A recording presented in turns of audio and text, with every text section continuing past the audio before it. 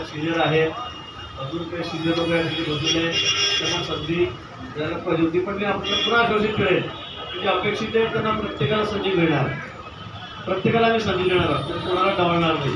मग महापौर असेल, उपमहापौर असेल, स्टँडिंग कमिटी अजून आहे, स्टँडिंग कमिटीचे सदस्य आहेत, सभापती आहेत, सगळ्यांना संधी मिळणार आहे. जे कॅलिबरचे अध्यक्षाच्या महापौराच्या त्यांना सुद्धा आम्ही करणार. माझा शब्द आहे, आमच्या सगळ्यांचा शब्द आहे. गुलाब भाऊ या ठिकाणी बसले, या ठिकाणी दोन्ही आमचे आमदार आहेत, तिन्ही आमदार आहेत, सगळे आहेत. आमचा सगळ्यांचा शब्द आहे की कोणालाही आम्ही सगळ्यांच्या नावापुढे एकदा शिक्का लावणार, माझी महापौर म्हणून हा निश्चित लावणार आहोत. त्यामुळे कुणी नाराज होऊ नका, कुणी नाराज होऊ. पण आपल्याला यावेळेला खूप चांगलं काम जळगाव शहरामध्ये ठिकाणी करायचं आहे. गेल्या वेळेस सुद्धा आपण शब्द दिला होता, लोकांनी भरपूर मतदान आपल्याला दिले, 57 लाख आपल्याला 74 त्या ठिकाणी दिलेल्या होत्या. म्हणजे हाही उच्चार नव्हता महाराष्ट्रामध्ये. मागच्या वेळेस आपण एकटे लढलेलो होतो, पण काही कामं लावून गेली. निधी बावी राहिली, ते तांत्रिक अडचणी सुद्धा त्यामुळे राहिले असतील, त्यामुळे राहतील.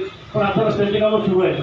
आणि आता या वर्षभरामध्ये आपल्याला जळगावमधला एकही रस्ता बाकी ठेवायचा नाही. सगळे रस्ते आपल्याला सिमेंटचे करायचे, सगळे रस्ते जळगावचं सुशोभीकरण करायचं आहे.